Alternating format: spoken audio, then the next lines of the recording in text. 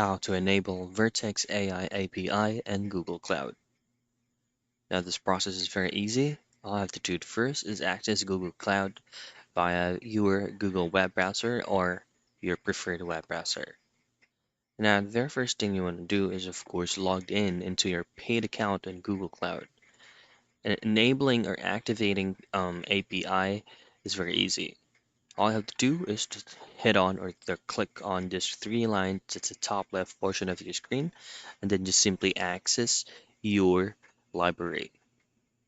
Now, from your library, all you have to do next is just simply search for a Vertex AI API, and once you've looked for that, all you just have to do to activate or enable it is to hit on it.